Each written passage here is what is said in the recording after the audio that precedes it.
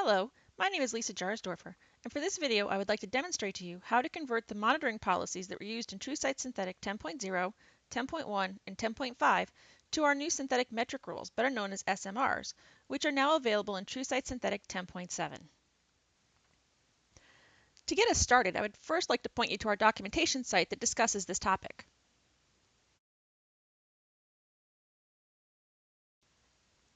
As you can see on this link, we have a great screenshot that shows you the differences and similarities between the older monitoring policies and the newer SMRs. On the left is the monitoring policies, and on the right is the SMR screen. On this image, we've also highlighted certain points with either numbers or letters. If you scroll down to beneath the image, you will see a table that discusses each of these points. Before I start the demo, one thing I want to talk about is the instance ID. If you have chosen to make your monitoring policy very specific, then you will need to understand how to convert the instance IDs for the new SMRs. For this example, you may see an instance ID similar to this. In this scenario, the first parameter, Blue Stock Trader, is the application name. The second parameter, Blue App Viz, is the T-agent location name. The third parameter, Stock Trader 1, is the execution plan name. And the last and final parameter, T-main, is the name of your transaction. Now let's start the demo. I have opened up two instances of my 10.7 system. On the left side of my screen is where I'm going to open up my monitoring policies. To do this, just click on Configuration, Infrastructure Policies. This will bring up your monitoring policies. Once here, choose to edit the policy for the AM/KM. Click on the Agent Threshold tab, and then choose the threshold that you're going to be modifying. On the right-hand side of my screen is where I'm going to bring up my synthetic metric rules. To do this, click on the menu options and go to Configuration, Synthetic Metric Rules. As you can see, we've already got some default rules configured for you. To add a new rule, simply click on the three dots next to the Synthetic Metric Rules title and choose the option for Create Rule. First thing that you'll want to do is give it a name. And then we'll need to assign an application to it.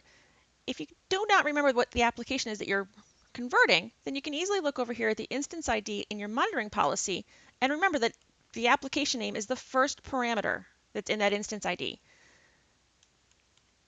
So if I pick my drop-down list, I will see that I've also got Blue Stock Trader here, which is the same thing that's the first parameter of my instance ID. You will then want to pick your execution plan. Remember that the execution plan is the third parameter of your instance ID. So in this case, it's going to be my Stock Trader 1 execution plan. And then you'll want to pick your transaction. Once again, transaction is the last parameter of your instance ID. At this point, we're ready to pick the metric. If you're looking at your monitoring policy, the metric will be down here under Monitor Attribute. In this scenario, we have chosen our metric to become accuracy errors. So I will also want to choose accuracy errors for my synthetic metric rule. The next area that we'll want to fill in will be the thresholds and notifications section. In the monitoring policy, the min and max fields will map to the minor and critical fields that are in the synthetic metric rules.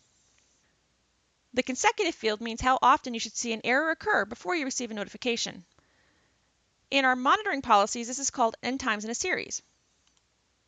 In our synthetic metric rules, I'm going to want to set my minor to be the same value as my minimum, which is 1, and I will want to set the critical to be the same value as my max, which is 3. I will also want to set my consecutive value to match what I have for the n times. Just a note that if you want to see a notification every single time that an event happens, then just set the consecutive value to 1. Notification is a new field, and here you can choose when you want to see an event. Always means that you will always see the event happen when a threshold is violated. Critical means that you will only see an event when a critical threshold has been violated, and never means that you will never see anything. We also have a new area here called notification notes. This means that you can add a note to any time you have an event that occurs. The last field to fill in will be the location field. This is the location of your agents. Remember that you can find this detail once again in your instance ID of the monitoring policy. It's going to be the second parameter. So in my monitoring policy, it was Blue App Viz, and in my location, I will want to choose the same thing, Blue App Viz. And that's it. I have now officially converted my monitoring policy to a synthetic metric rule. Choose the option for save, and you will be ready to go. Thank you for watching this demonstration on how to convert monitoring policies to SMRs. We hope that you found it helpful.